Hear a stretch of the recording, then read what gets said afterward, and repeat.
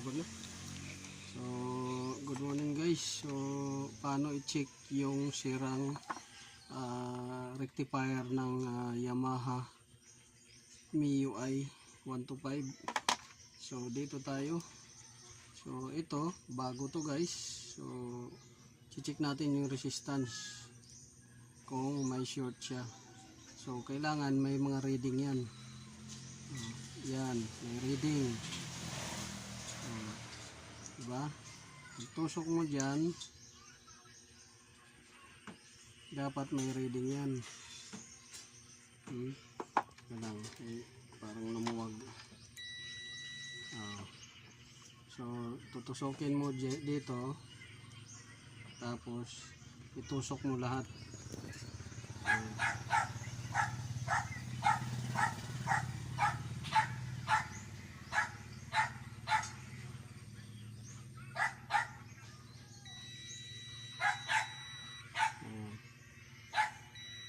So dyan may reading.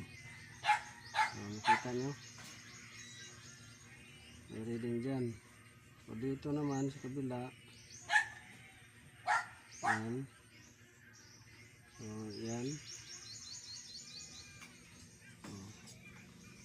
So ito, pag tinusok nyo dito guys, dapat may reading yan, yung katabi.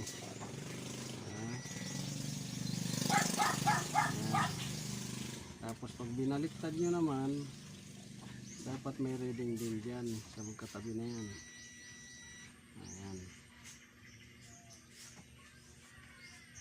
Tapos yung dito, kailangan wala. Yan. So ito yung bagong bili. So dito naman tayo sa nasira. Ito. So check natin. So dito, pag ni-reading natin dito, wala nang reading guys. So, doon may reading, dito walang reading. Ano? So meaning sira na yan. Yung magkatabi. So mayroon pa dito isa. Readingan din natin.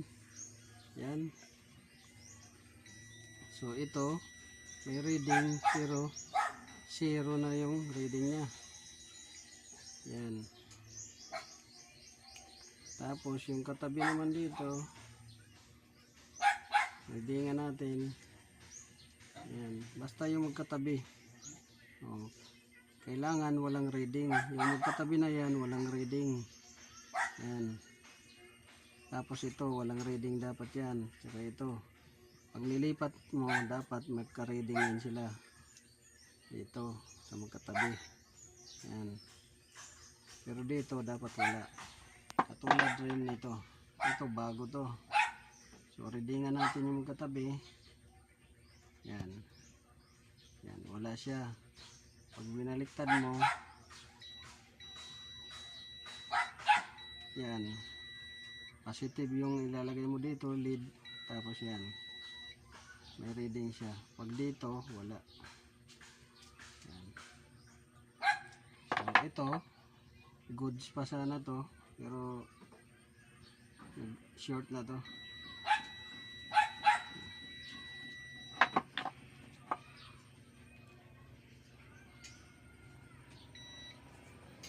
Yan o. Ito guys, pagka tinusok nyo to dito, pag tinusok nyo dyan, dapat may reading na numero.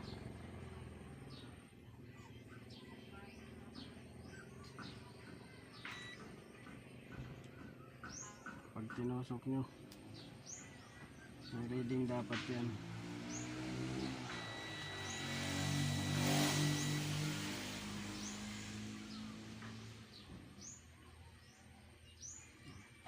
Katulad nito, isa.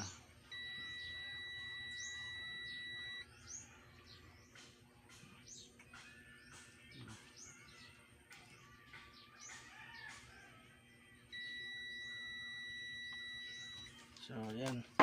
Ito, pag ni-reading nyo dito na walang reading, sira na yan. Pag ni-reading nyo dito. At saka ito dapat walang reading to dito. Pero pag may reading dito, vice versa, ito may reading dapat. Pag walang reading, sira. Ito, walang reading. Pag may reading, sira. So yun lang guys. Sana nakakuha kayo ng kunting kalaman.